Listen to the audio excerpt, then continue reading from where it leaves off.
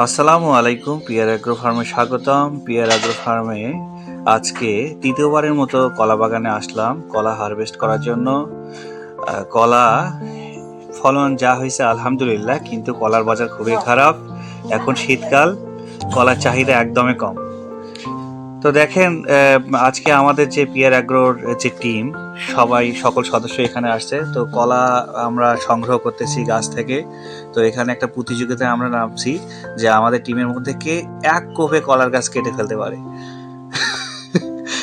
প্রথমে আমরা তেমনই আমরা ইয়াকে দেব, মুনমুনকে।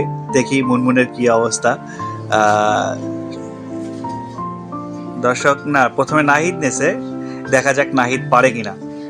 নাহিদ পারে নাই কলার গাছ আলাদা করতে, ফেইলর। এবারে সাকিব দেখি, সাকিব পারছে, এক কোপে কলা গাছ কেটে ফেলছে। দর্শক দেখেন, এবারে মুনমুনও পারে নাই। তো আমাদের মধ্যে সাকিব সেরা। তো এভাবে আমরা কলাগুলো সংগ্রহ করতেছি, কিন্তু আমরা একটু আনন্দ করতেছি সবাই মিলে, যদিও কলার বাজার খুব খারাপ। আসলে এটা ভাগ্যের উপর নির্ভর করে। এটা যদি কিছুদিন আগে হারভেস্ট করতে পারতাম তাহলে অনেক দাম পাওয়া যেত। যেমন আমরা প্রথমে যখন হারভেস্ট করছি কলা, তখন 500 টাকা পিস ছিল। এখন সেই কলার পিস হচ্ছে 150 টাকা, 150 টাকায় 200।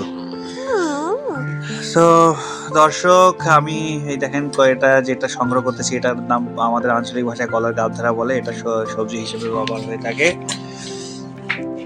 এবং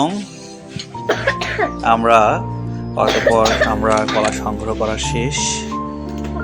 সংগ্রহ করে আমরা জাস্ট আমাদের যে পাইকার, আমরা তাদেরকে দিয়ে দেবো। দর্শক ভালো থাকবেন, আল্লাহ হাফেজ।